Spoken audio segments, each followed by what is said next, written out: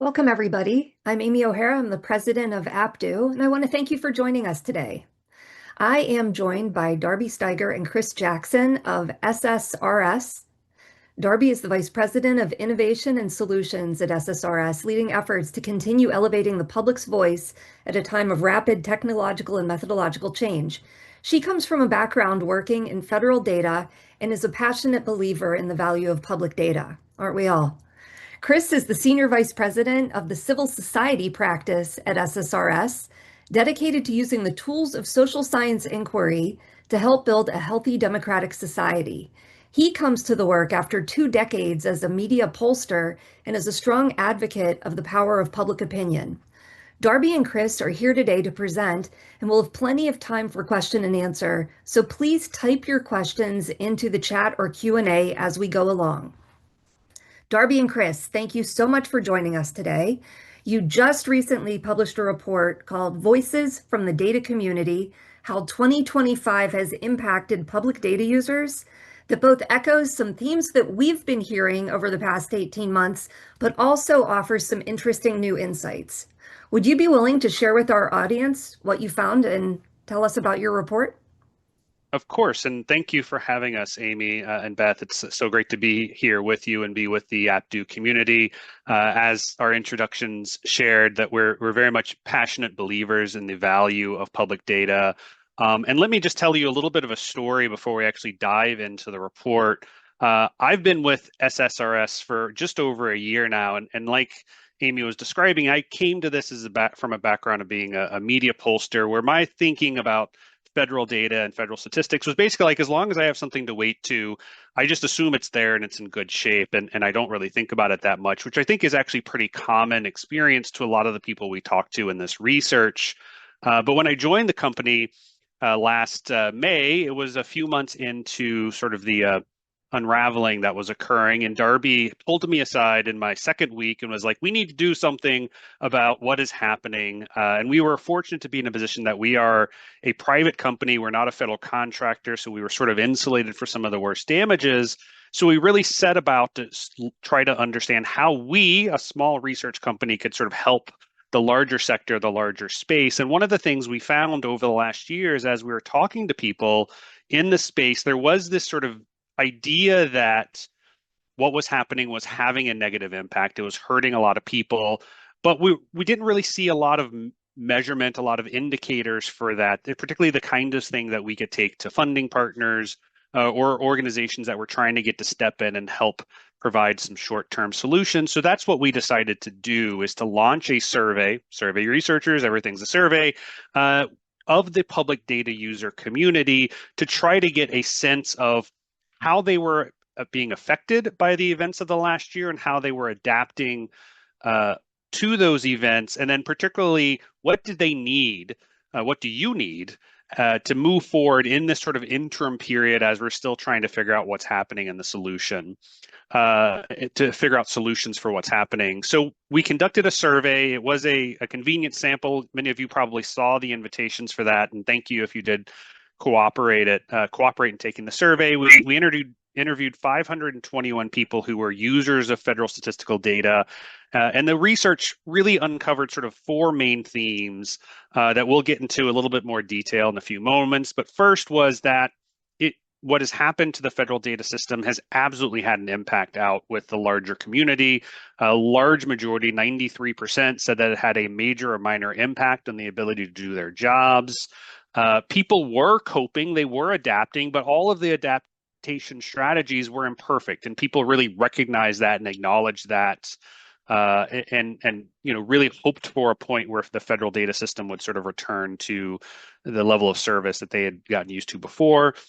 And people, when they sort of thought about it more, really identified the damage or the issues not as one of missing data sets, but really about the workforce, the federal workforce that public data users have been able to rely on for many years, itself being under stress and under peril, in many cases experiencing widespread layoffs, and that really being the main driver of the impacts, that they were not able to get the people to support them that they were accustomed to being able to get.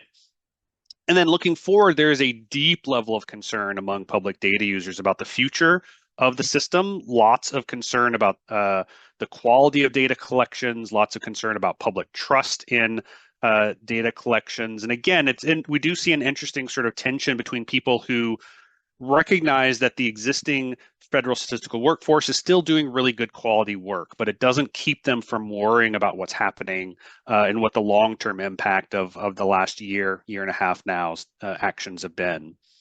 So just a little bit of quick detail. This was an online survey. Like I said, it was a convenient sample. It was a snowball sample, basically. It was conducted in February and early March of this year, so 1 year after the start of Doge and everything else.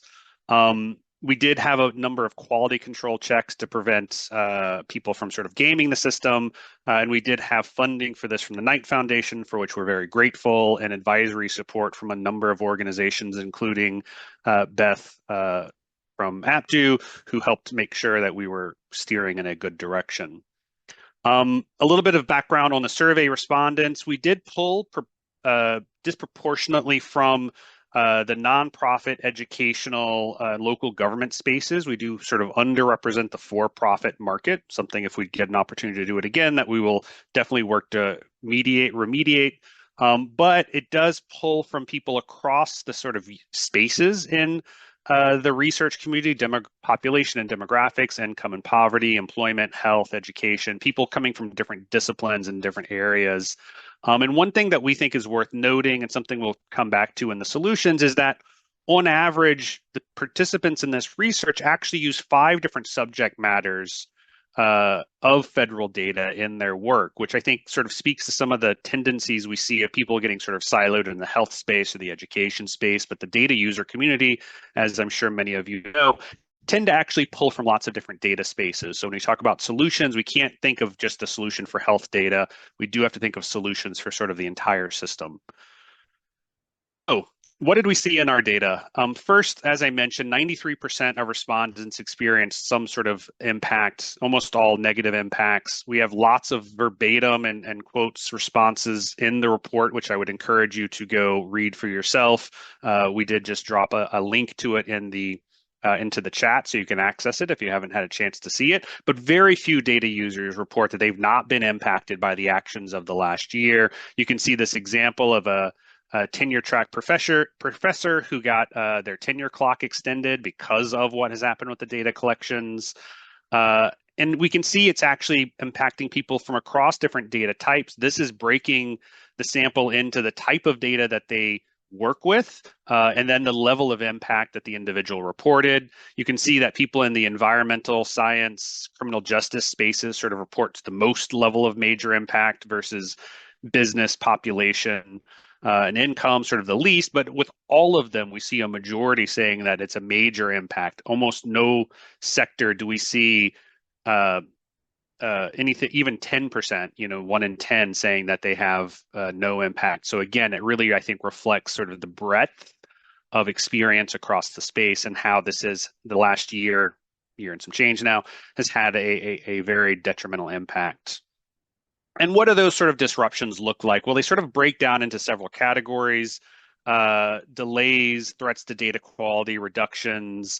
I'm going to pass over to my colleague Darby to sort of drill down into this a little bit more, and she's going to bring a lot of the richness of this research, which was designed as a bit of a quant and qualitative combination. So we again have lots of individual sort of stories and anecdotes and experiences that Darby's going to help bring to bear. Darby, over to you. Thank you, Chris. So yes, we asked a series of open-ended questions on the survey so we could really learn what people's actual experiences have been. And so they kind of fall into these 3 themes that I'll talk about now, with the bottlenecks and the reductions in access to data and the threats to data quality. So if you can go to the next slide.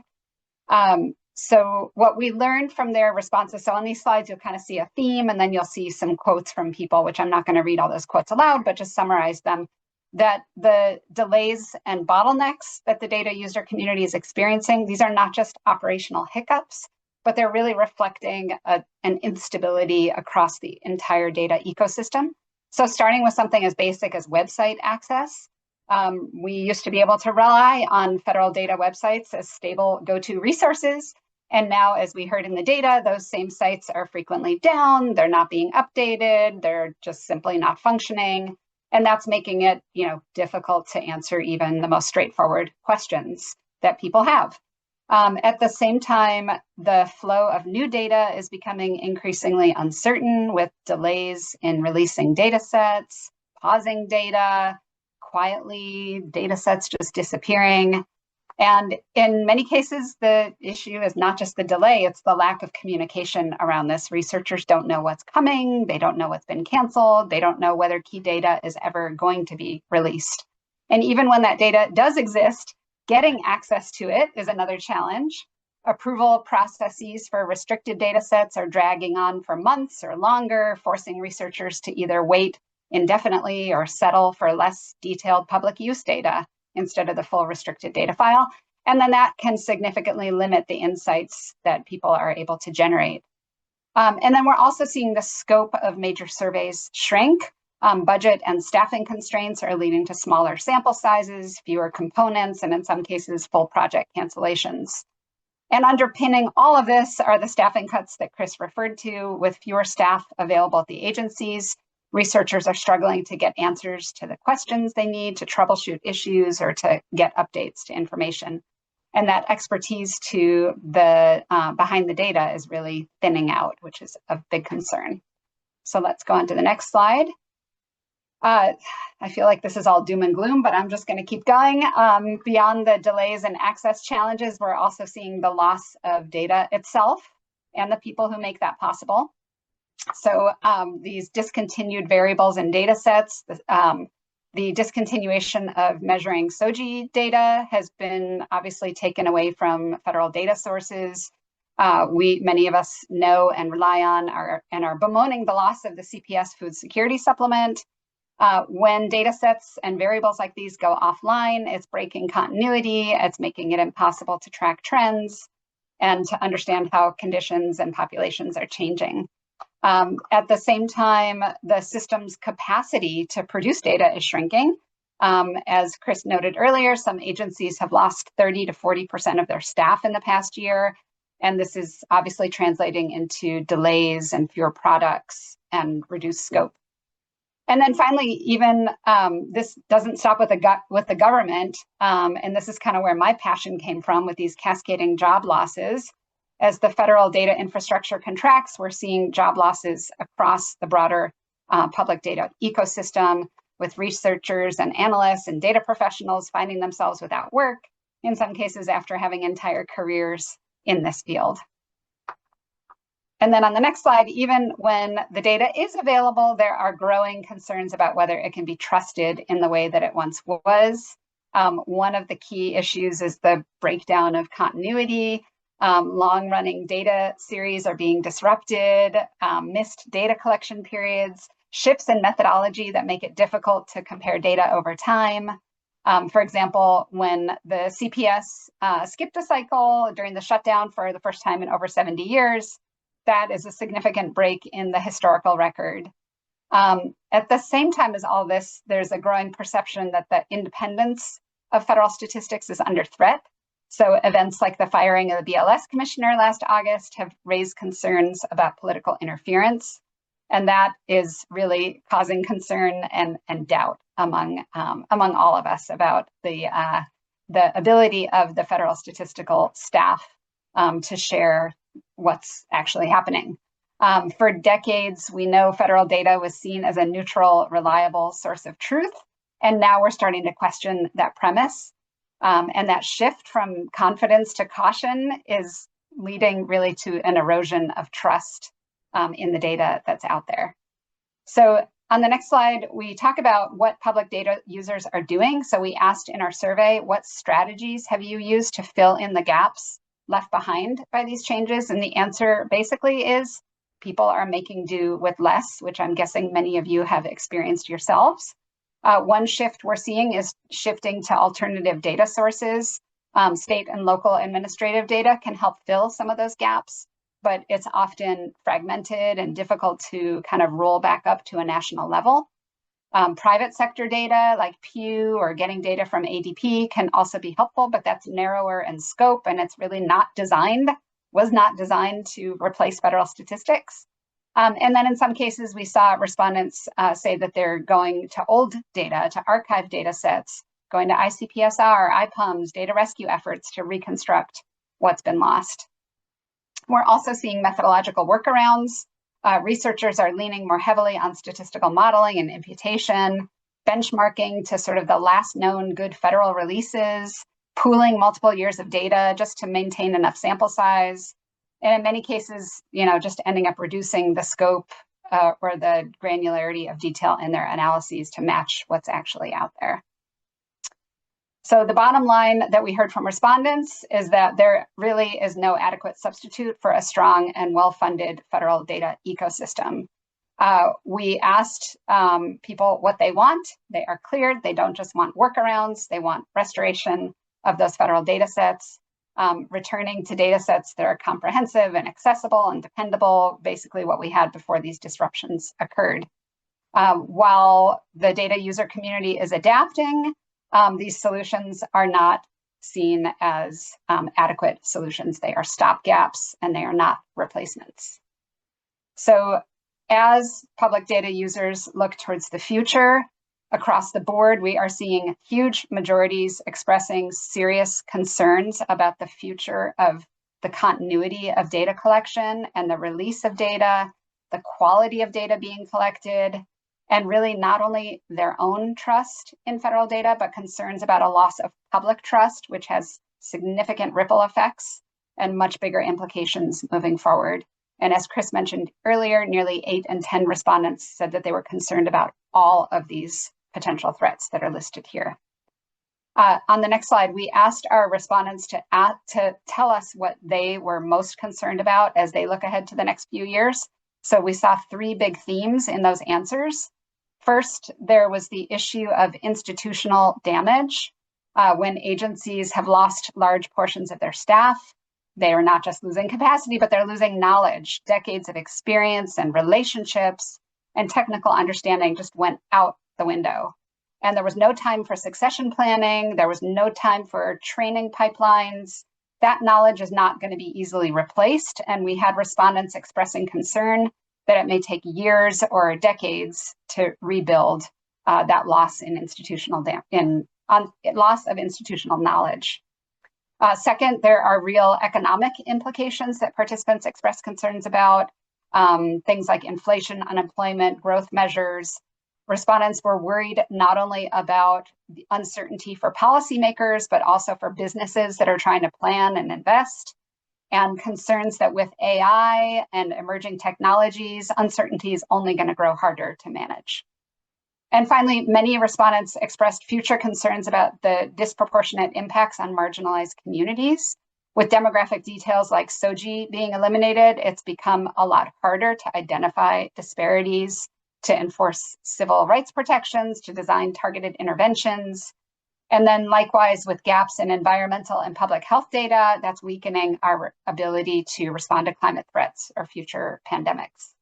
So just noting finally that taking all of this together, these are a compounding set of risks to our institutions, our economy, and our ability to serve the most vulnerable. So with that cheery note, I'm going to pass it back to Chris to wrap us up. Yes, very cheery. I do, though, think it is important to end this on a little bit of a more positive note. And one of the things that I think it's really important to understand is there is a lot of concern, a lot of anger and upset people that we heard in this, but there's also a lot of people who are figuring out solutions, figuring out ways to continue doing their work, and continuing to be very clear and vocal in their support for sort of the federal data ecosystem in general, and people working in the federal data system specifically. And we actually see that in our general public data. We actually did conduct in March a general population survey asking a handful of questions about the federal data system, and we found that the large majority of Americans believe in the value of having impartial public data. 70 to 80%, depending on the specific question, want to see impartial, high quality data produced to help guide policy making. So it is a value that is widely shared. It's not something that is specific just among data nerds like us. It is actually something that most Americans are actually behind. The piece that's a little bit of a concern is that we are seeing some of that impact on trust. When we asked last summer how many people trusted the federal statistical agencies, 53% said yes. That has dropped down to 47% in the March survey. So over essentially 9 months, we saw about a 6 percentage point decline outside the margin of error for the poll. So very much a real and unfortunate decline. And we are seeing that sort of reflected in the public data user community as well. And I think we are starting to see a little bit of this thing where it's moving beyond just us, and we are starting to see people in the larger economy, the larger sort of policy domains, recognizing that this is not just sort of an abstract issue and that we do actually need to be fighting for good, high quality, impartial public data. We are seeing some legislators engaging in the topic, and we're seeing lots of civil society actors starting to move in the space, which takes us to sort of the final couple of points that we released in the report. So the number one priority is absolutely getting a federal statistical system that is well funded, well supported, and appropriately staffed. That is actions 1, 2, and 3. But after that, how do we sort of adapt in this sort of interim period as we're trying to get the federal data system to be rebuilt? And we came up with a couple of different action steps that we recommend and that we're trying to get support for out in sort of the larger community, particularly from the philanthropic sector. One is that there are lots of innovation and lots of people in the broader community that are coming up with really interesting tools and workarounds and solutions for answering data challenges. The challenge from the public data user vantage point, though, is they don't necessarily know what's happening and they don't know what's good and what's bad in what is being developed. And I think that's a space that organizations like AppDo and other people who are sort of at the leading edge of these discussions could step in and sort of help not just provide sort of general information, but really help steer people to the solutions that have been developed and help them understand what is the correct fit for purpose of those solutions as they try to, again, navigate the next couple of years where the federal data that they've relied on may not be as reliable and have to sort of use these workaround solutions. And to do that, I think number two, building sort of a more comprehensive communications program that allows us to get information out to the large public data user community. One of the things that we found in this study is that there is not a single way to get to everyone that uses federal statistical data. It is a very large and very diffuse population. So building an engine that we could use to try to get information into as many hands as possible, I think is a priority for us to make sure that when we do have tools or solutions, or we need to activate the population of data users and data advocates, we have a way to actually get that information into your hands. Number three is, I think we need to launch an effort to archive our expertise, not just the data. This community did a fantastic job last year of identifying and saving a lot of imperiled data sets. But we have not necessarily done the same type of work to save all of the expertise that we have lost from the federal data agency. So we think it would be great for us to launch a sort of StoryCorps program for people from the federal data workforce who've left, who have invaluable levels of knowledge, figure out how to sort of download that knowledge, how to sort of save it so that when we are able to reconstitute the system, some of those people are happy to come back and rejoin, but some of them will not be able to. And how do we make sure that we preserve that hard-won expertise for the next generation of data workers?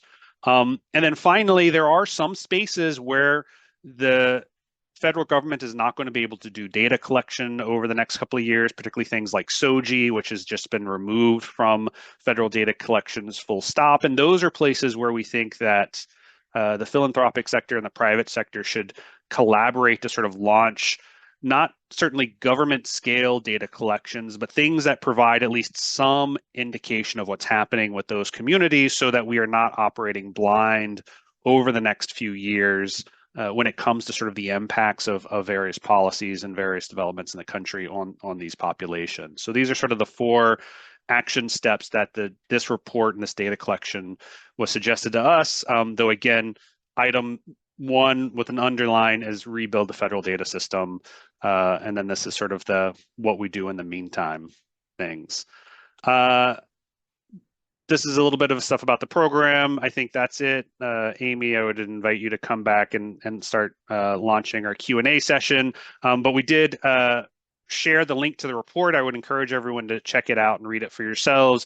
I also want to acknowledge the Knight Foundation who supported this work and were a fantastic partner, as well as the various organizations like ICPSR, APDU, who provided such great guidance and advice for us as we were doing this research. Thanks, Chris. Thanks, Darby.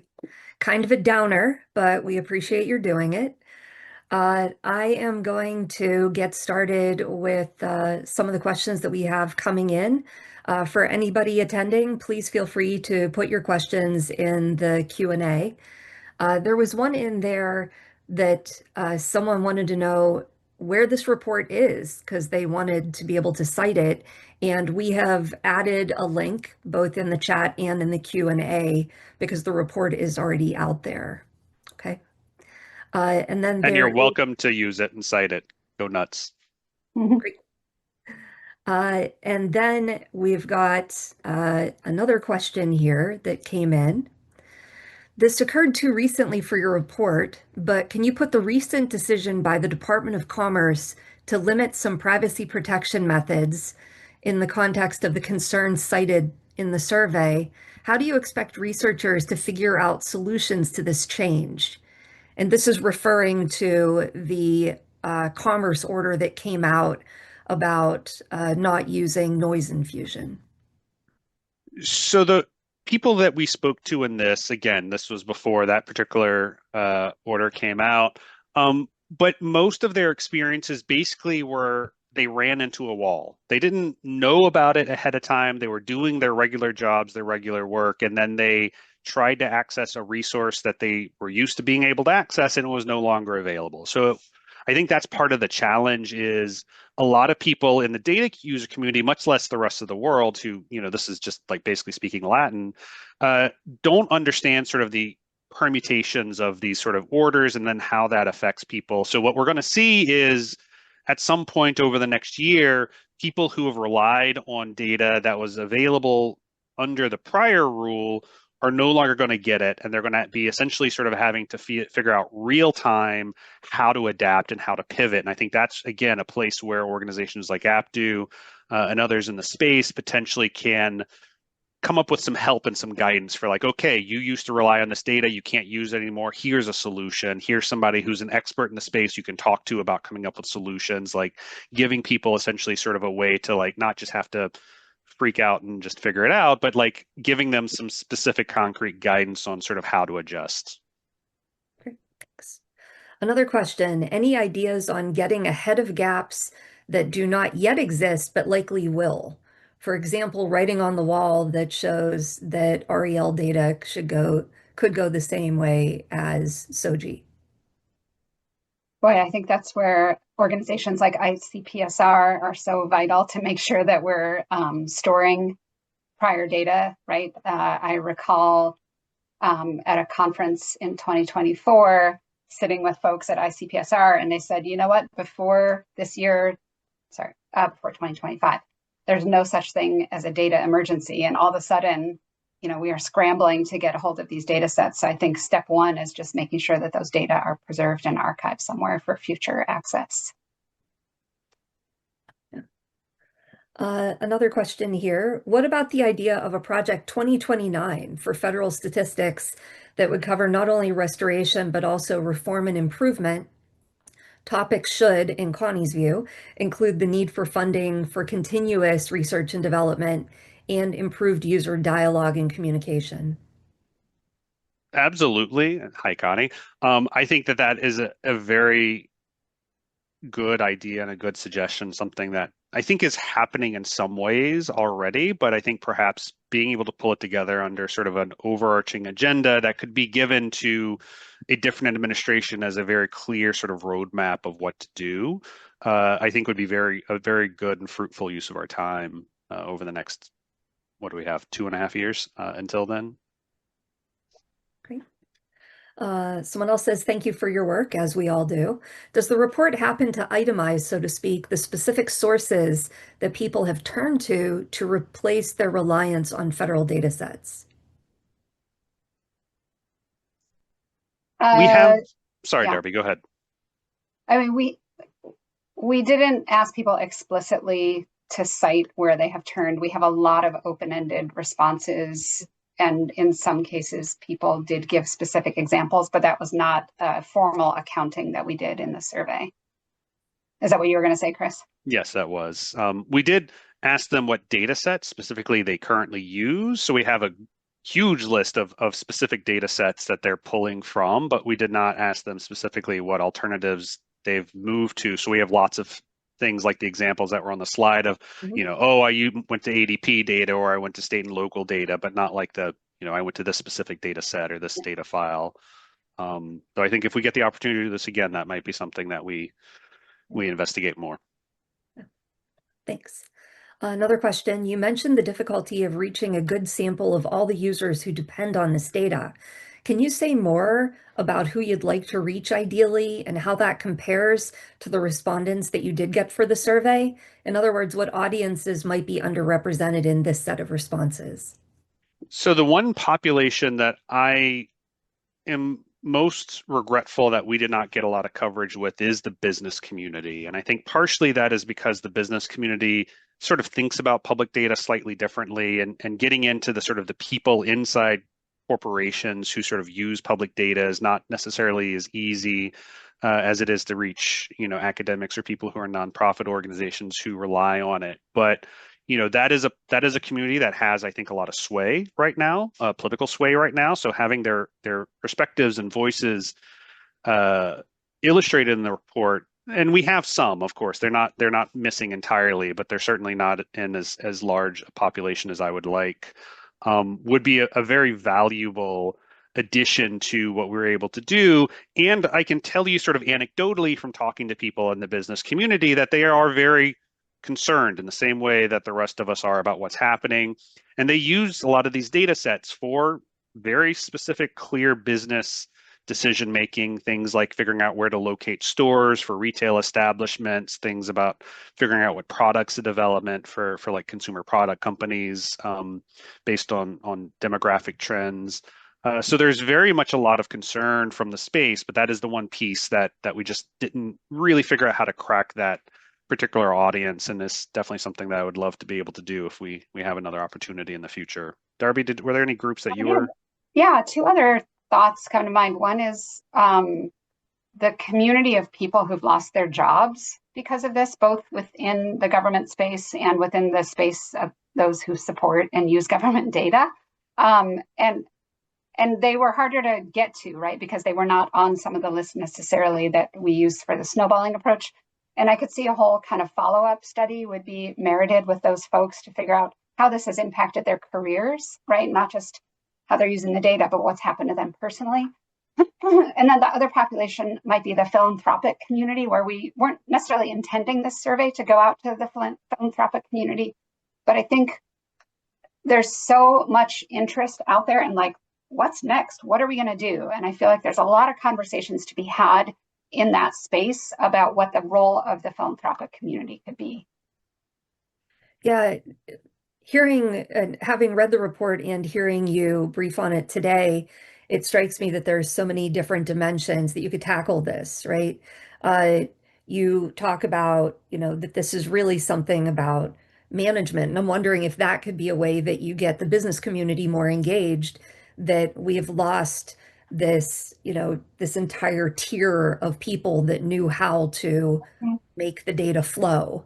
Uh, but then Darby, with what you were just saying, it seems like the way that people are going to kind of resorb into the community and what their voices will be in terms of having been part of the production and the consumption of the data.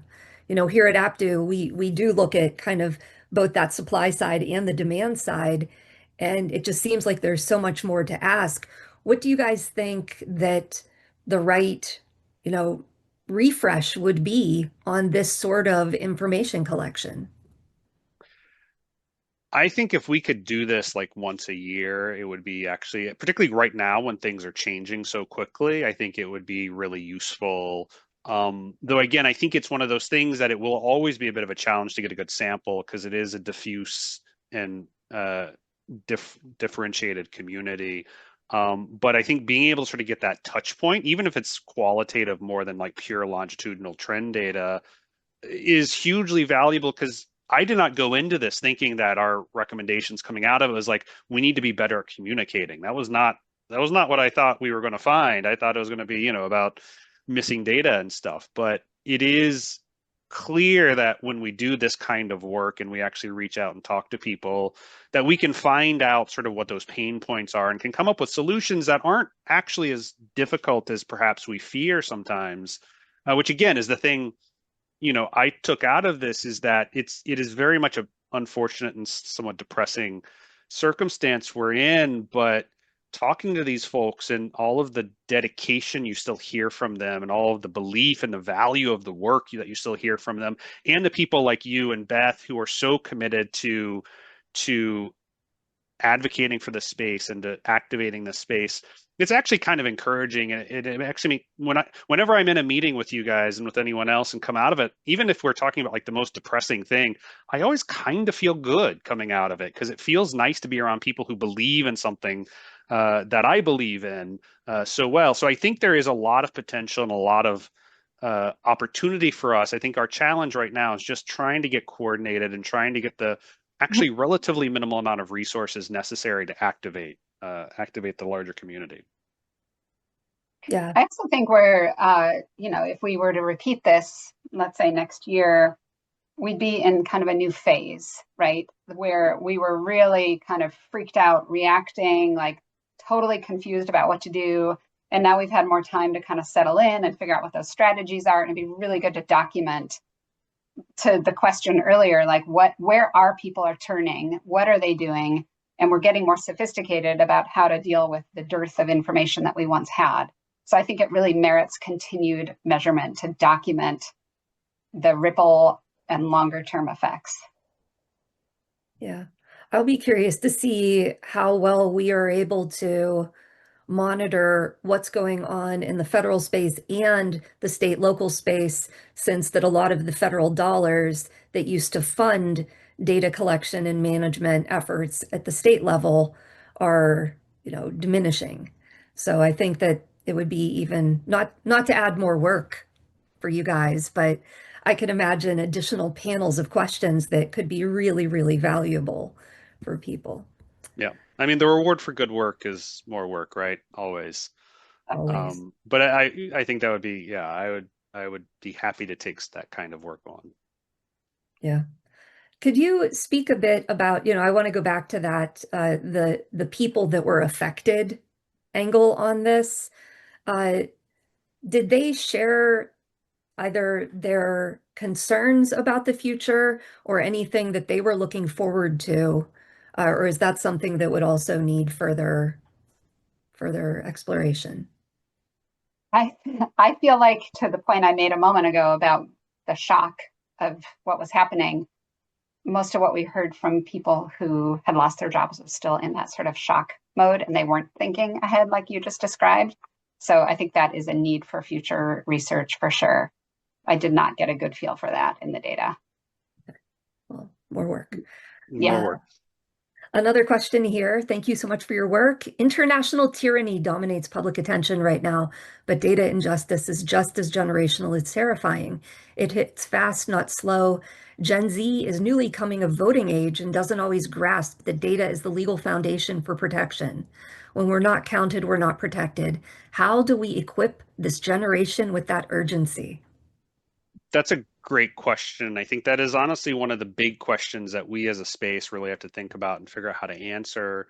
And I think part of it, and we're seeing this happening already to some degree, is figuring out how do we tell stories about the importance of our work, but do it in ways that meets people where they are with sort of more plain language and sort of real life examples. So you see this from some of the work that like the America's Essential Data Project has been doing and producing. And if you haven't seen that website, which I assume everybody on this webinar has, but if you haven't, check it out because it's a bunch of love letters to the federal data system. So I think it's figuring out how do we talk about this, not in the language of being technocrats or being methodologists or being very sort of specific and sort of the approach, but like in more normative and values-based language that really helps people get at the value of what we're doing to their day-to-day lives. And I think number two, we have to identify and nurture a generation of people in our community and our space that are storytellers, that are able and willing to go out to the public, engage with the public, and sort of tell those stories that of the value. Because I think the challenge that, or the problem that we face in one capacity is that we have just assumed people recognize the value of the work we did, and we've never really been out there making the case for it. And now what we've seen is by not doing that, by not building the case, even though people in the abstract recognize the importance of having impartial federal data, it's just not a high salience item. It's not something that's easy to get people to activate against. So I think that that's really sort of what we need to be thinking about is like, how do we not just train good methodologists, but how do we train good methodologists that can also tell a good story and can engage with their communities, engage with their friends and their family and everyone else to make that case? Because I think that's fundamentally the issue is like we have to make that case for the importance of this. Because if we're not doing it, no one else is going to. I would just add two thoughts onto that statement, which is I don't know if this is a radical perspective or not, but I think that we need civics education in our schools so that kids are growing up learning about the importance of democracy, participation, voting, all the things that this attendee brought up. And I also, maybe my more radical suggestion is that I think that we need to put a heavier emphasis on statistics in education. It's an optional. I'm a math person and like it's all about calculus, but there needs to be more education around statistics so that these kids are learning not just about the civics, but how to consume, how to understand statistics and how to know what's, believable and where bias comes into play and all of that. I think it's really important for our educational system and we're just off. There needs to be a course correction. Yeah. As you were speaking, both of you, I was considering the question is about this generational difference. And I love reading those love letters to the federal statistical system, but other generations might not be familiar with writing or reading love letters. They have been brought up on a consumption of like social media and true crime. How do we make them stalkers? How do we make them want to stalk the federal statistical system for reliable, timely data? So I think that we also need to consider that not everybody has that same frame that they're looking through. We need social media influencers in the federal statistical space. That's right. Yes. I've been encouraging Denise Ross, who's one of the people behind Essential Data, to like create a TikTok, start doing TikTok dances of her things. She's not gone for it yet, but I think that's what we need to send. People like I think Amy, we should send you on Joe Rogan. I think that would be great. I think everyone would have a good time with that. But like we need to meet people where they are. We can't assume they're going to come to us. We can't assume that they're going to figure it out on their own. If we're not out there reaching them where they are, then we're going to be sort of stuck in the same mud that we're in now. Right. Another question came in. One of the steps that will help rebuild federal data ecosystem probably after the current administration leaves office is not just a list of what needs to be done, but a clear setting of priorities and sequencing of what should be done and when. These priorities should be broadly accepted as the best approach. Building the consensus will take a long time and should start soon. It should have started a while ago. Yes. The Heritage Foundation came out with all the wrong answers, but got it done. I would think it would be easier when we are right. And this relates to a question that Connie put in the chat. As Chris, you had noted, funding for a coordinated effort like a Project 2029, it needs to be led by someone in some organization. What are your thoughts on how we mobilize even though we're a little late? It's never too late. I think there's always time, and I think if anything, the administration has shown that you can accomplish a lot in a very short period of time. I mean, it's easier to break stuff than to build stuff, but you can still build things actually quickly too.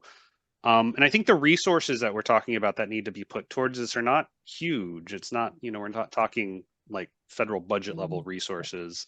And there are lots of people in the community, as you both know, who are really good and really smart and really engaged. So I don't think it's a lack of people expertise. It is, I think, partially that coordination challenge of getting us all together, into sort of a single forum and sort of moving together. And I think to the first question, part of what we have to be comfortable with is a little bit more of a normative position about why we need to be doing this, what the values proposition is. Because I think something that we as a space have done over the last 2 decades is we've really retreated back into very technical and process centric language, which we've done for a lot of really good reasons, about sort of trying to keep the structures impartial, about trying not to sort of put our fingers on the scale, metaphorically speaking. But when we do that, people lose sight of the point of the thing. And we have to, again, as the people who care and rely on and are really thinking about it, we have to be comfortable saying that this is an important thing to have, because if we don't understand where people are, who people are, what they're doing, what their needs are, we cannot have a functioning democracy. This is like bedrock things. It's part of the beginning of the Constitution, for goodness sake, that we're going to count people. It comes before, we talk about the military or defense or anything else. It is higher priority, according to the founders, than national defense. And being able to sort of be out there and make those arguments is a very important thing that we have to learn how to do and get comfortable to. Because I think that when you talk to the public, that's what comes first. Policy is a distant second after like the value proposition piece, that comes first. Yeah. Thanks. Okay, another question, and we've made it this far without talking about AI, so I'm glad Flo brought it up.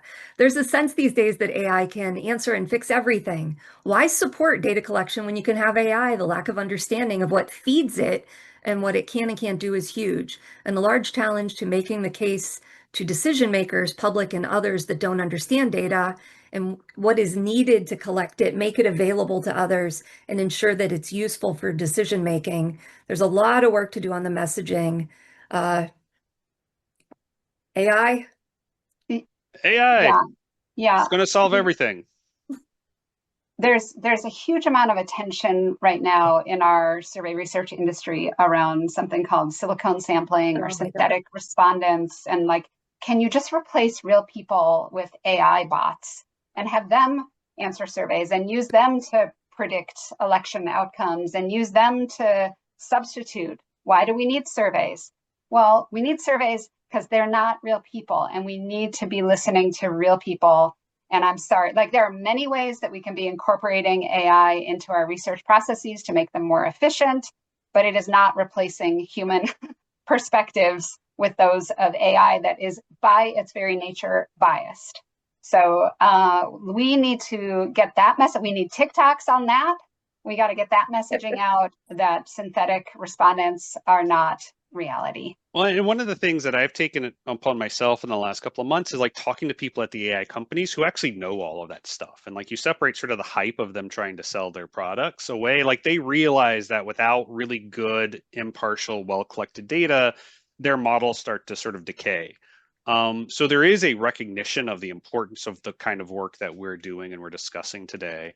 But yeah, I think separating that from sort of the hype cycles is absolutely an ongoing challenge. And I think much like Darby was just saying, that's again where getting comfortable with values-based language becomes important, because you can talk about like, quality and accuracy and methodological precisions, but being able to say it's important for us to still talk and hear from real people is the kind of thing that regular folks are going to be like, yeah, actually, I do want my voice to be heard, not just to be modeled into, what a robot projects out. So I think that's absolutely, as Flo was saying, something that we need to be making the case for, in addition to all the other things that we have on our agenda.